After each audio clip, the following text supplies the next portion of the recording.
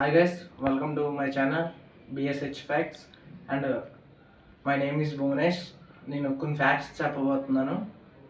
మొదటిగా మనం చూస్తూ ఉంటాం మన అమ్మా నాన్నలు ఎక్కువగా బంగారం కొనడం, ఎక్కువ పెళ్ళిళ్ళకి పండగలకి బంగారం కొంటుంటారు. మన ప్రపంచంలోనే మన భారతదేశంలోనే ఎక్కువ బంగారం ఉందన్నమాట. ఎంత అంటే 34,000 టన్నుల బంగారం ఒక్క మన భారతదేశంలోనే ఉంది. రెండవ స్థానంలో అమెరికా ఉంది. అమెరికా అనేది మన భారతదేశం దరిదాపుల్లోనే కూడా లేదు.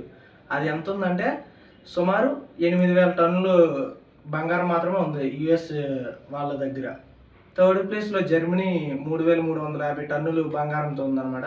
నాలుగో ప్లేస్లో ఇటలీ, ఐదో ప్లేస్లో ఫ్రాన్స్, ఆరో ప్లేస్లో రష్యా దేశాలు ఉన్నాయి. దక్షిణ భారతదేశంలో అతిపెద్ద నది ఏదైనా ఉందంటే అది మన గోదావరి. గోదావరి గురించి ఒక కథ ఉంది. ఏంటంటే పూర్వం గౌతమ మహర్షి తపస్సు చేస్తూ ఉండేవాడు అనమాట. అయితే ఒకరోజు ఒక ఆవు ఆ యొక్క ఆశ్రమంలో వచ్చి ఆ పంటను తినేస్తుంది అనమాట. అప్పుడు గౌతమ మహర్షికి కోపం వచ్చి ఆ గోవుని శపిస్తాడు. శపిస్తే ఆ గోవు వెంటనే మరణిస్తే ఏమనొచ్చి ఆ గౌతమ మహర్షికి గోహత్య పాతకం అనేది చుట్టుకుంటుంది. గోహత్య పాతకం అంటే గోవుని చంపిన పాపం అనమాట. ఇది పోవాలంటే శివుడికి తపస్సు చేస్తాడు. అప్పుడు శివుడు ప్రత్యక్షమయ్యి తన జడలో ఉన్న ఒక జడని ఇచ్చి ఆవు మీద పిండమంటాడు అనమాట.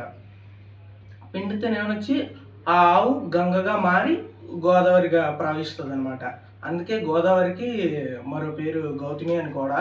ఇదంతా ఎక్కడ జరిగిందంటే పడమట కనుమల్లో అనమాట. గోదావరి ఎక్కడ పుట్టిందంటే నాసిక్ త్రయంబక్ అనే చోట పడమట కనుమల్లో పుట్టిందనమాట. పడమట కనుమలే ఇంగ్లీష్లో ఈ వెస్టర్న్ ఘాట్స్ అని అంటారు. ఇది మన తెలంగాణలో నిజామాబాద్ జిల్లాలో ఎంటర్ అవుతుంది అనమాట. నిజామాబాద్ ఎంటర్ అయ్యి ఈ ఆదిలాబాద్, కరీంనగర్, ఖమ్మం జిల్లాలో ప్రవహిస్తుంది తెలంగాణలో ఈ గోదావరి నది.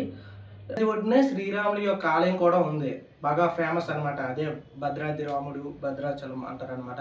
గోదావరి అనే పేరు మహాభారతం, రామాయణంలో కూడా పేరు వినిపిస్తూ ఉంటుంది అక్కడక్కడ.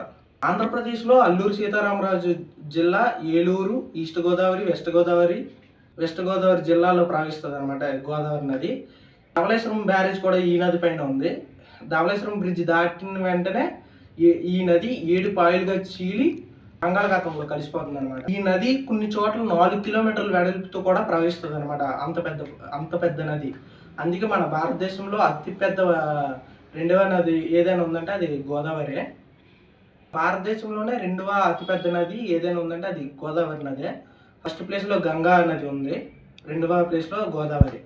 గోదావరి యొక్క ఉపనదులు మంజీరా, ప్రాణహిత, సీలేరు, ఇంద్రావతి, శబరి. ఆంధ్రప్రదేశ్లో కూడా ఒక ప్రాజెక్ట్ కట్టబోతున్నారు ఈ నది పైనే, అదే పోలవరం ప్రాజెక్ట్.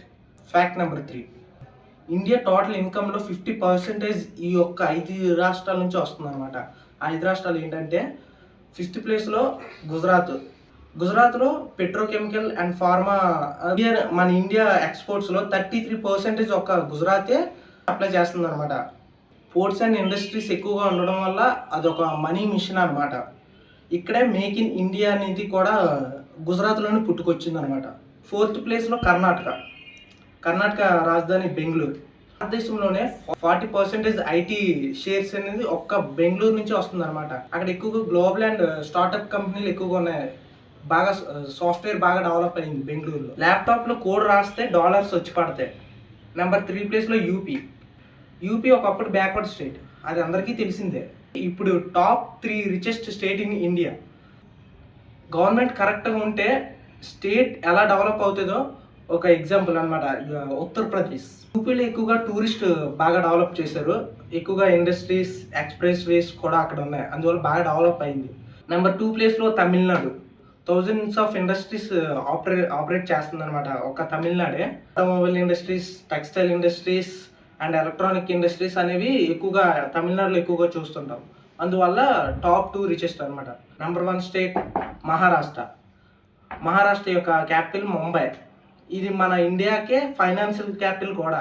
ఇక్కడే ఎక్కువగా మనం చూస్తుంటాం. అంబానీ యొక్క ఇల్లు కూడా ముంబైలో ఉంది. మన ఇండియాలోనే మ్యానుఫ్యాక్చరింగ్ అండ్ సర్వీస్ కంపెనీలో ఫస్ట్ ప్లేస్లో ఉంది మన మహారాష్ట్ర.